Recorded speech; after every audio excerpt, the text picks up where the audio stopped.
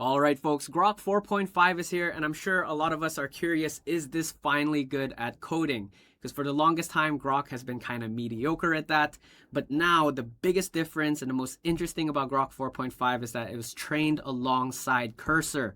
Ever since SpaceX acquired Cursor, things are running differently now. They're saying that this is their most powerful model yet, and the first that they've built for more than software engineering. So I was really interested to see how Grok 4.5 is. Is it really good?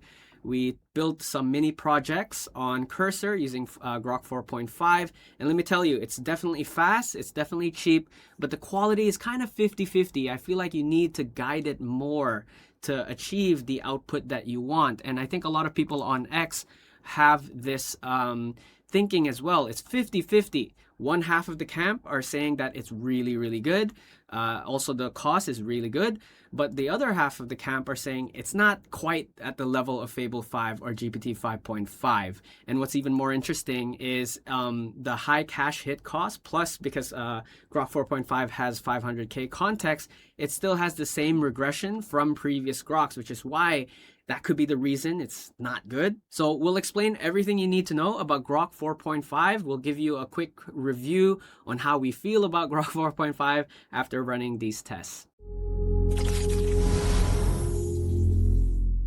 Okay, so important thing to note is for now, it's at 500K context window. It has text and image modalities, but Elon Musk is saying that they'll probably upgrade it to 1 million context window by next week, which is interesting because that gives quite some room for the cache hit problems that all of the Grok models are facing. And in terms of the benchmarks, they're comparing themselves against Fable, GPT 5.5, Opus 4.8, and Opus 4.7. In terms of the DeepSuite 1.0, so this is the benchmark for long horizon coding agents, they're positioning themselves just slightly below GPT 5.5. I would like to see GLM 5.2 here for this regard for long horizon coding tasks, which they did compare against GLM 5.2 for DeepSuite 1.1. So it's a slightly modified version of DeepSuite 1.0, where it focuses more on actual coding performance rather than prompt hacking tricks.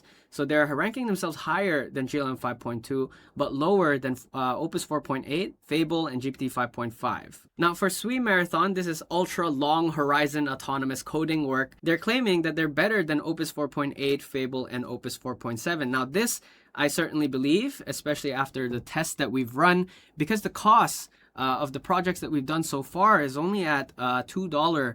Let's see, we've used Composer as well, so it's $2.33. Token usage is quite high, but you can see it's really cheap. And we've tested this model on building out 4 mini projects. So we have the Hogwarts, we'll show you in a bit later. We also have Helm's Deep.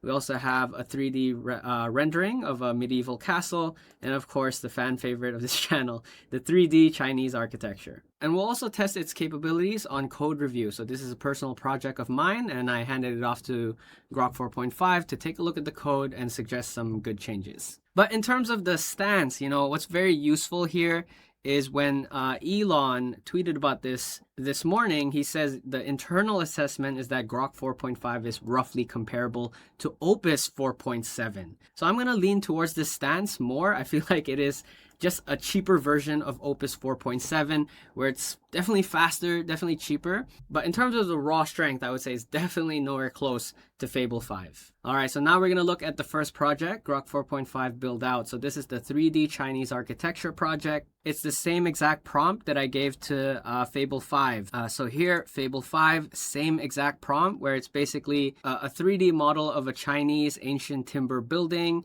But this one tests user upload, and it should be one self-contained HTML file.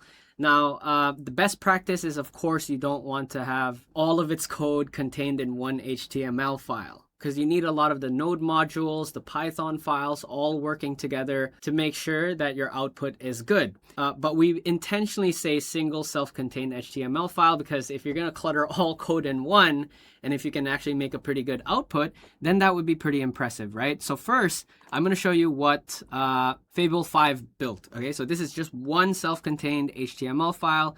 It's really smooth. And there we go, that roof. This is the most important factor that I would consider if this is a good model, if it can build out a well-polished, final-looking roof which it did, right? It even got the details of the age and weather erosion. It's not just a color change. You can see the cracked details here. Now, the first try, the same exact prompt for Grok 4.5, this is what it looks like. So play. So it's not as intricate, that's for sure. It's like, that is not a final looking roof. So this is actually bad, right? Everything in one self-contained HTML file limits you to do a lot of stuff. But if Fable 5 can do it, then why can't Grok 4.5? That is not a roof. But what I do appreciate is it does build out multiple structures. So that the one earlier we saw was a hall. This one's a pagoda. And you see it builds out the pagoda, but it's not nice. Yeah, like, it's not good. And also I want you to pay attention to the age and weathering here. You can see it's just a color change. There's no texture. There's like no crack in the wood that Fable 5 was able to replicate. You see that crack right there?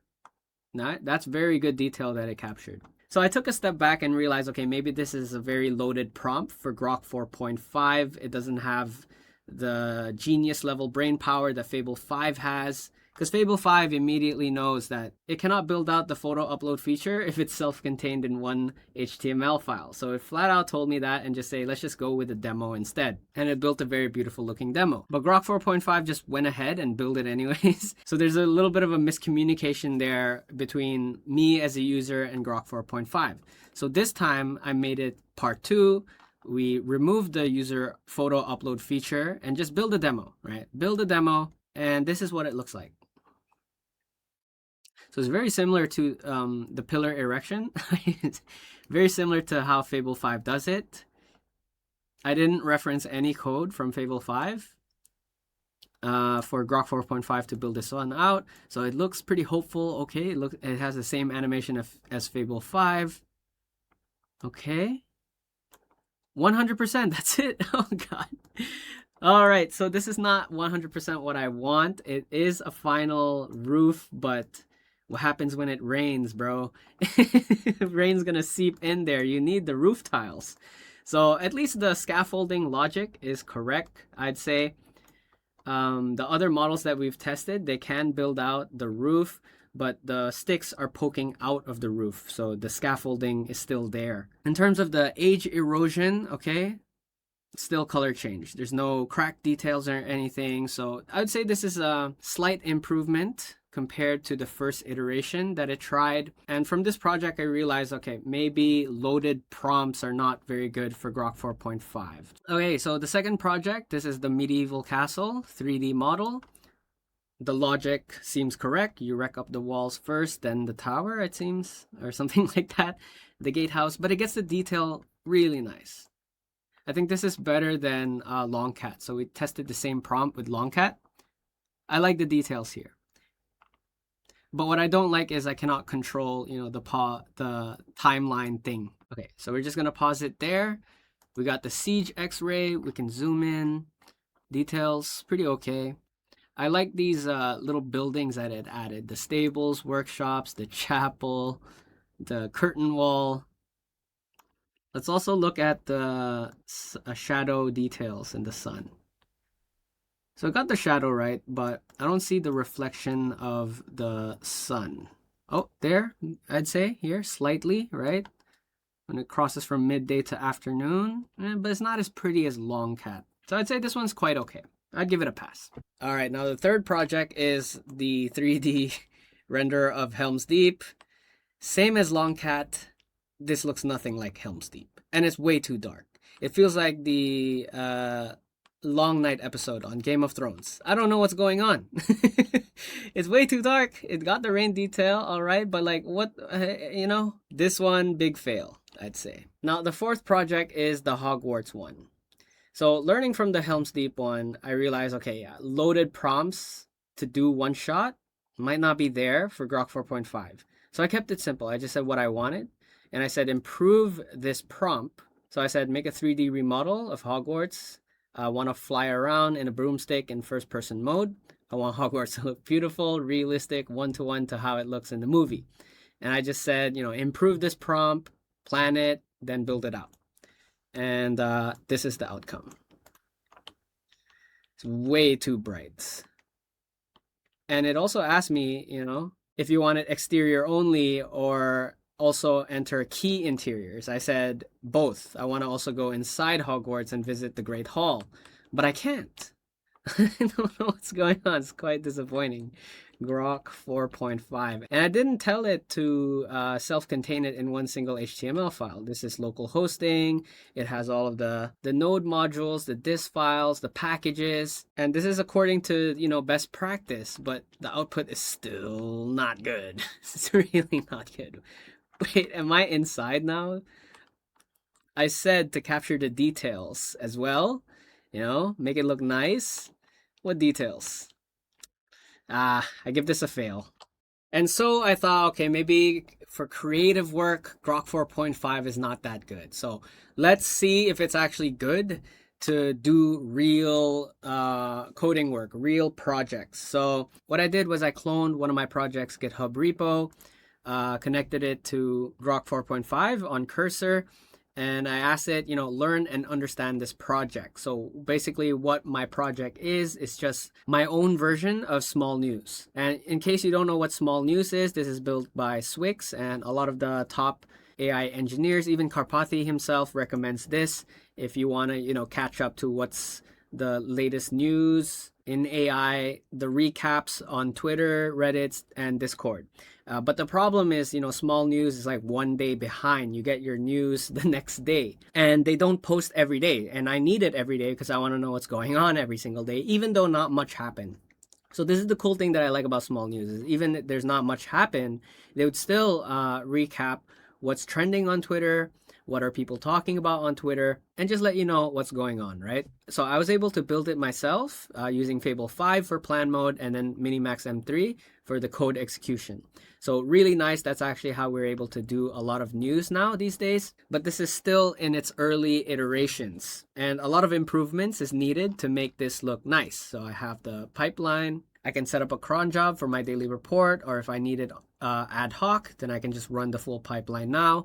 My agent is also able to detect if it runs successfully or fails. So the one this morning failed because I needed to top up my credits. So I had Grok 4.5 learn and understand the repo, and then give me a feedback on the X News pipeline. And seeing as Grok 4.5 is trained on a lot of X data, it's native, it should do well on being the judge for this project. So it's also using the judge trick that you can do for your QC work. So it told me something very useful here. The pipeline is correct, curated source, we have filters, rank corpus, best of n, deterministic links, GitHub publish.